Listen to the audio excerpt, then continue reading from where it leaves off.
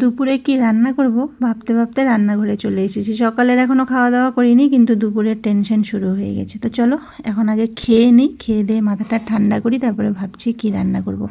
আমি একটু বাজারে গিয়েছিলাম, না আমি কোনো বাজার করিনি, বান্ধবী বাজার করেছিল। তো ওর শরীরটা কি আবার ভালো লাগছে না, মাথা ঘোরাচ্ছে, তাই ওর সাথে একটু গিয়েছিলাম। আর আমাদের এখানে রাস্তার পরিস্থিতি একদমই খারাপ, কেন সাইড দিয়ে পাইপ লাইন হচ্ছে, তার মধ্যে বৃষ্টি হচ্ছে, একদম কাদা কাদা অবস্থা। তো কোনো রকমে গেলাম, একটু আমারও দরকার ছিল একটু হাঁটাহাঁটি করার, তাই একটু হাঁটতে হাঁটতে চলে গেলাম, আবার হেঁটে হেঁটে চলে এসেছি। এই এসে জামা কাপড় চেঞ্জ করে এবার খাওয়াবো, খিদাটা প্রচুর পেয়ে গেছে। তো আসার সময় একটু চপ নিয়ে এসেছিলাম, অনেক দিন চপ খাওয়া হয়নি, তাই একটা চপ নিয়ে নিয়েছি। একটু ছোলা সিদ্ধ, কাঁচা ছোলা, শসা, সর্ষের তেল, কাঁচা লঙ্কা দিয়ে মুড়িটা বেশ সাজিয়ে নিয়েছি। আমি বলি তোমাদেরকে একটু দেখাবো। তো এরকম মুড়ি সাজিয়ে দিলে তো খেতে ভালোই লাগে, আর খেতে খারাপও লাগলো না। অনেক দিন পরে এরকম সাজিয়ে গুছিয়ে মুড়ি মেখে খেলাম বলে খেতেও আমার দারুণ লাগলো। দুটো কাঁচা লঙ্কা নিয়ে নিয়েছিলাম, একটা কাঁচা লঙ্কা তো খেলাম, আরেকটা খেতে পারলাম না। আমি না কাঁচা লঙ্কা চিবিয়ে খুব কম খেতে পারি, অনেক সময় ভাতের সঙ্গে মেখে টেকে নিলে খেতে পারি, কামড়ে কামড়ে দাঁতে খেতে গেলে আমার যেন বেশি ঝাল লাগে। এই পাশে নিয়ে নিচ্ছি মাছ। তো আজকে সাক্ষী মাছটা করার ইচ্ছা আছে, ভাবছি এটাকেই মানে টমেটো পেঁয়াজ টেয়াজ দিয়ে একটু মাখা মাখা করব।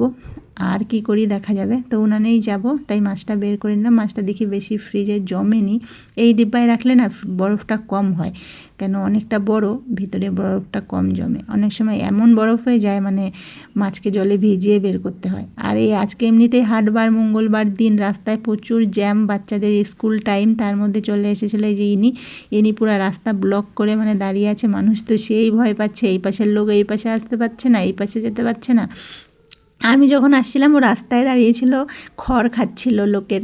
আমি তাড়াতাড়ি করে মানে দৌড়িয়ে চলে এসেছি। আর আমাদের দেখো বাইরে একদম লোকজন পুরো ভর্তি হয়ে গেছে, ভয়ে সবাই ঢুকে পড়েছে। তো কী করা যাবে, ও তো এরকমই, আর ও তো লাল জিনিস দেখলে খুব মানে ছুটে। আমি উপর থেকে ভিডিওটা করছিলাম। আর রাস্তার পরিস্থিতি একদম ভালো নয়, সাইডেই খাল, আমাদের একটু 19-20 হলেই একদম জলের মধ্যে পড়ে যাবে। আর সবসময় তো খাল মানে কি, সবাই তো সব রকম জিনিস ফেলে না, অনেকে কাচের জিনিস টিনিসও ফেলে, যদি পড়ে যাও তোমার অবস্থা একদম খারাপ। বৃষ্টি ভেজা ভেজা ওয়েদার, বৃষ্টিটা একটু কমেছে।